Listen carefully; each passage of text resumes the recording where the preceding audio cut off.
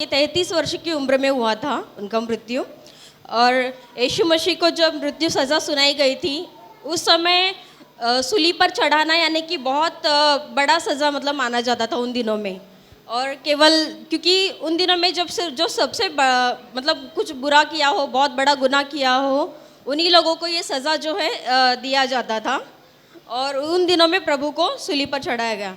यीशु को अपने हाथों और पैरों पर मतलब पैरों पर सूली पर चढ़ाया गया, लटकाया गया था उस दिनों में। और उनकी कलाई में क्या हम जानते हैं कि प्रभु यीशु को हाथों के किस हिस्से में मतलब कील मारा गया था? एग्जैक्टली कोई बता सकते हैं कहाँ पर मारा गया था? करेक्ट है, क्योंकि हम लोग सब लोग देखते हैं कि हमेशा सेंटर में कील मारा गया हम लोग देखते हैं, बट वो गलत है। कलाई में उनको कील मारा। कलाई यानी कि ये बनता है, इसे बोलते हैं कलाई। तो उस कलाई पर परमेश्वर को कील मारा गया था। और वो कील जो था यानी कि खिला जो मारा गया था परमेश्वर को, लगभग 6 से 8 इंच लंबा था। 6 से 8 इंच यानी लगभग मेरे ख्याल से माइक इतना तो होगा ही डेफिनेटली। तो उतना लंबा कील उनके कलाई में मारा गया था। और उसके पीछे भी कारण था, क्योंकि जो रोम के सैनिक थे, जो रक्षक थे, उनको पता था कि जो कील यहाँ पर कलाई में मारने पर, उनकी कलाई में जो यहाँ पर नस होते हैं हमारे, पता है हम लोग को ना, तो वो नस फट जाएगा, ये बात उनको पता था अच्छी तरह से। तो इसीलिए उन्होंने, और वो कील जो है, ये जो हमारी कलाई का नस है, कोई अगर सामने अगर आए तो बेटर होगा। अभिषेक, अभिषेक जल्दी इधर आ, इधर आ, इधर आ। मुझे एक्सप्लेन करके बताना होगा, सॉरी। तो ये जो कलाई है, यहाँ पर कील जो परमेश्वर को मारा गया था, और ये कलाई पर यहाँ पर जो नस होते हैं हमारे, ये कनेक्ट होते, जुड़े होते हैं हमारे कंधों से। तो कंधों से जो वो जुड़े होते हैं, उसकी वजह से नस जो फटेगा, नस जो फटेगा तो दर्द कंधों पर भी होगा। तो ये बात रोमन के जो सैनिक थे वो उनको पता था। तो इसीलिए उन्होंने वहाँ पर कील को मारा था परमेश्वर के। और जिससे कि यीशु को जब वो कील मारने के बाद में दर्द होगा, तो जो परमेश्वर को इस तरह से लटकाया गया था, दर्द होगा तो उनको अपने कंधों को भी थोड़ा सा मुड़ाना पड़ेगा थोड़ा सा। तो दर्द पीठ में होगा, पीठ के थ्रू फिर उनके पैरों में भी। और जैसे कि हम जानते हैं, यीशु को जब वो दर्द हुआ तो उनको मजबूरन अपने कंधों को मोड़ना पड़ा। फिर उसकी वजह से उनको उनके जो पैर दोनों फोल्ड करके, मतलब जो एक दूसरे के ऊपर लिपट गए थे, और उन दोनों के बीच में एक कील को मारा था परमेश्वर के। तो उस कील को भी वो अपने पैरों के ऊपर संतुलित, मतलब उनको मजबूरन वहाँ पर रुकना पड़ा, अपने आप को स्थिर करना पड़ा, बैलेंस करना पड़ा, ताकि दर्द थोड़ा, वो सांस ले सके और उनको दर्द थोड़ा सा कम हो। लेकिन फिर भी वो ऐसा नहीं कर पाए, क्योंकि उस दर्द, हाँ, कलाई की दर्द की वजह से उनके पीठ में दर्द, फिर उसके बाद उनके पैरों में भी दर्द, तो उसकी वजह से वो उस दर्द को रोक नहीं पाए चाह कर भी। फिर इसके उतना दर्द उनके पूरे शरीर में था, इसलिए उन्हें अपनी पीठ को मोड़ने और सांस लेने के लिए अपने पैरों का उपयोग करने के बीच में एक अलग तरीके से उनको मतलब वो एक अलग तरीके का उनको सहारा लेना पड़ा था। क्या हम इस दर्द को, हम लोग यहाँ पर विचार कर सकते हैं, कल्पना कर सकते हैं कि परमेश्वर ने किस तरह से मतलब कितना संघर्ष किया है क्रूस पर। संघर्ष यानी कि एक लड़ाई किससे? दर्द से। यानी हम लोग यहाँ पर कल्पना कर सकते हैं कि दर्द से भी उन्होंने लड़े हैं, प्लस उन्होंने वहाँ पर क्रूस पर संघर्ष किया है। फिर उसके साथ ही में उन्होंने वहाँ पर साहस भी दिखाया है, कि उनकी साहस की भी हम लोग कल्पना कर सकते हैं वहाँ पर। यीशु ने इस वास्तविकता को, यानी कि इस हकीकत को पूरे लगभग 3 घंटे से भी ज़्यादा समय तक उन्होंने मतलब वहाँ पर उस चीज़ को उन्होंने जिया है, 3.5 घंटे से भी ज़्यादा वक्त तक। लेकिन अगर हमें कोई थोड़ा सा दर्द होता है, कोई तकलीफ होती, चोट होती, तो हम लोग उसे 5 मिनट भी सहन नहीं कर सकते, 3 घंटे 3 मिनट भी हम लोग सहन नहीं कर सकते। लेकिन यीशु मसीह ने लगभग 3 घंटे से भी ज़्यादा समय तक उस दर्द को सहा है। तो अगर हम लोग कल्पना करें कि वो किस दर्द से गुजरे हैं, किस तरह से उन्होंने सब कुछ सहा है। और अगर हम देखेंगे तो मरने से जस्ट कुछ मिनट पहले उनका खून बहना बंद हो चुका था, क्योंकि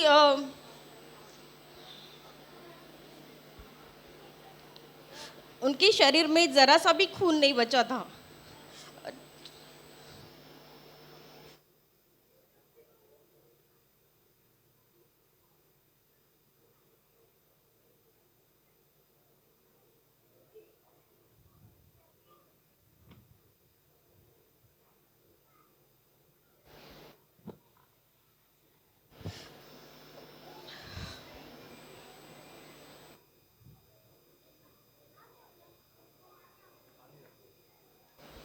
नॉर्मली अगर हम लोग देखते हैं काफ़ी फोटोज़ में या वीडियोज़ में वगैरह, तो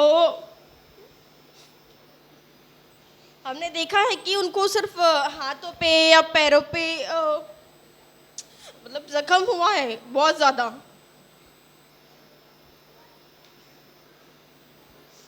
और काफ़ी बार हमने देखा, मतलब और फोटोज़ में वीडियोज़ में हम लोग देखते भी है कि उनको भाले से भी मारा गया था। भाला मीन्स पता होगा आपको आप लोग को, वो एक लाइक घुसी, पता है ना सभी लोग को, मेंस को पता ही होता है। तो उस तरह का एक हथियार होता है, वो काफ़ी लंबा चौड़ा, उसको एक चाकू के जैसा एक एक धार मतलब काफ़ी धार होता है वो भी, तो उससे यीशु मसीह को मारा गया था। लेकिन अगर हम वास्तव में ये चीज़ देखा जाए तो मतलब रियल में अगर हम लोग सोचें कि हाँ उनको वाकई में कितना दर्द हुआ होगा, कितनी तकलीफ उनके शरीर में थी उस वक्त, अगर हम उस चीज़ को हकीकत में बयां नहीं कर पाते। और उनके हाथों में पहले से ही कील ठोका गया था, हाथों में वो दर्द, पैरों में कील था उसका वो दर्द।